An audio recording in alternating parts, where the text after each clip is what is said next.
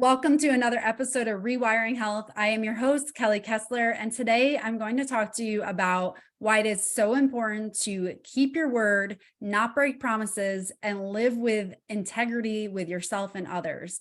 And I'm going to give you 3 steps you can do that so that you can maintain the goals that you have in life and move yourself in a direction that you desire.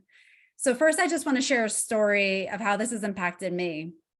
And there was a time back in college, one of my classmates, we were friends, and we had been working really hard, and we had scheduled this time to let's go out and enjoy ourselves. And there was a mall nearby, and in the mall, they had go-karts and a comedy club and restaurants. So we're like, let's go hang out in the mall and just get a night out. And so we scheduled that.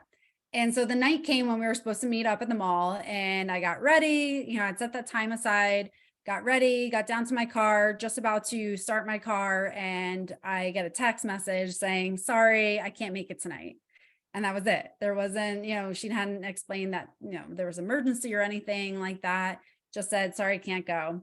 And this was not the first time she had kind of canceled on me before. And so I just remember sitting there feeling frustrated and feeling disappointed, and also feeling like, I don't really want to schedule anything with her anymore because I'm kind of sick of her doing this to me. And so got out of my car, went back into my apartment, and just went about my nightly routine. And so if you've ever had this happen in life to you before, or maybe you've done it to somebody, if you're on the receiving end of it, it can really leave you feeling just utterly disappointed and feeling like you were let down significantly, and also feeling like you can't necessarily trust that person's word. And so it's really important when we make promises and we say something that we follow through with it for several reasons. First, we don't want to make somebody feel like that. And secondly, it also keeps our integrity. So if we make promises to others and we hold true with that and we follow through, we now are viewed to have more integrity with that decision. And this is important in interpersonal relationships, but it's even more important with ourselves. When we say we're going to do something and we follow through with it for ourselves, our brain loves that. It says, yes, I can do this, and it empowers our brain to realize that we can accomplish anything that we say we're going to. But on the flip side, if we're someone who makes these lofty goals and we're going headstrong for a few months and then we kind of fall off and don't really return to it, our brain says, you did it again. I wasn't sure if you were going to do that. I'm not really trusting that. And there becomes this big incongruence between what we're saying and what we're doing. And then we lose confidence in our ability to actually ever accomplish anything that we say we're going to do. And so there are 3 things we can do so that we don't get into this habit, because many people experience this, especially around New Year's, when we are excited and hopeful for this big change, that this year is going to be the year that my life improves, whether it's your health, your finances, relationships, whatever it might be. We're very hopeful typically in the beginning of the year because it's like fresh start. We feel like we can really do it this year. We go full force into it. We have great strength in our willpower, and then eventually it kind of dies down and we're finding ourselves feeling disappointed on ourselves that we didn't continue with that. And that then sends the signal again to our brain that can you really do what you say you're going to do? And a lot of times the problem is that because our goals are so lofty that we often feel either overwhelmed or it's not realistic to actually do it in the time frame that we make up in our minds to accomplish it in. So to break that pattern of setting these goals and not following through with it, and then creating a big incongruence between your words and what you actually do, that perpetuates this cycle of feeling like we can't necessarily accomplish what we say we're going to do, and feeling like we're stuck and we're in a rut all the time. Here are 3 steps you can take to set yourself up better and actually live a life of accomplishing what you say you're going to do, and have that inner integrity and that inner voice that tells you that you've done this before, you can do it again. So the first thing to do that is to start small. So start small, so small that it would be silly for you not to accomplish that. So for example, if your goal is to start journaling, so you want to journal, a small goal would be, let me set a 1-minute timer every night.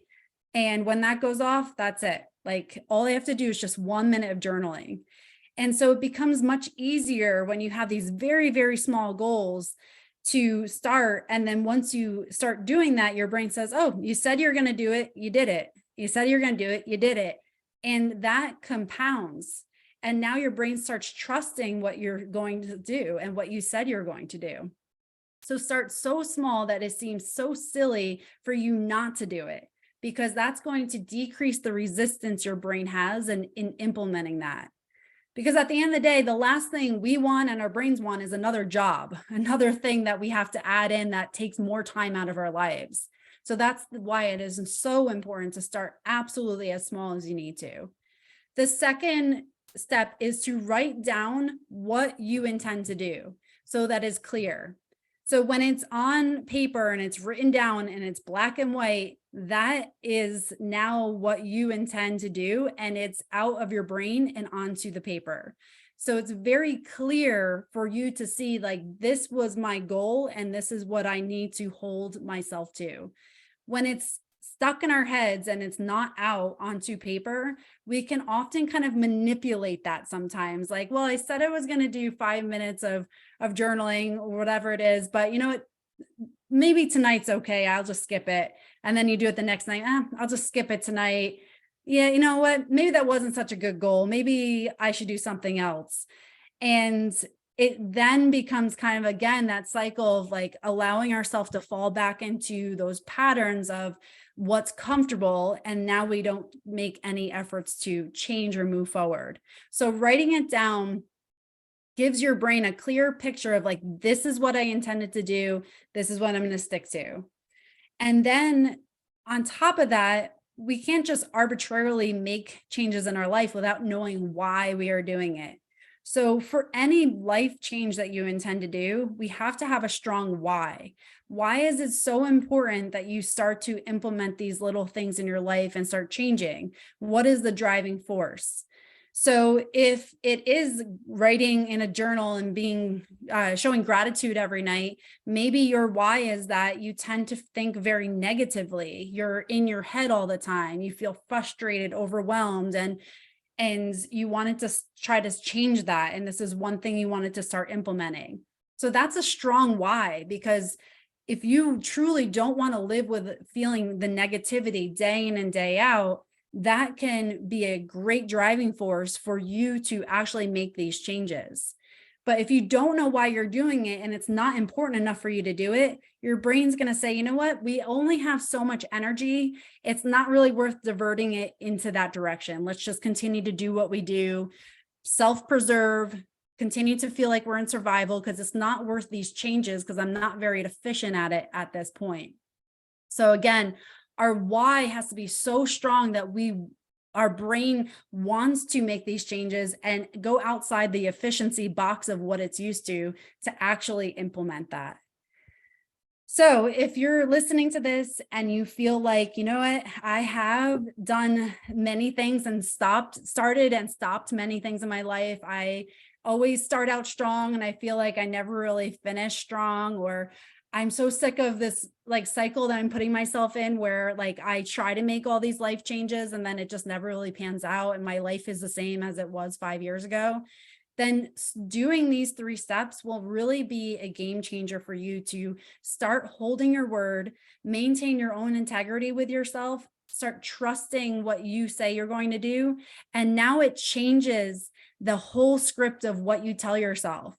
So if you are someone who has not follow through with your word in the past, a lot of the inner dialogue may be like, well, I've done this before. It's just the same old cycle I always do. I'm frustrated with myself. I want better for myself, but I don't know why I can't stick to anything.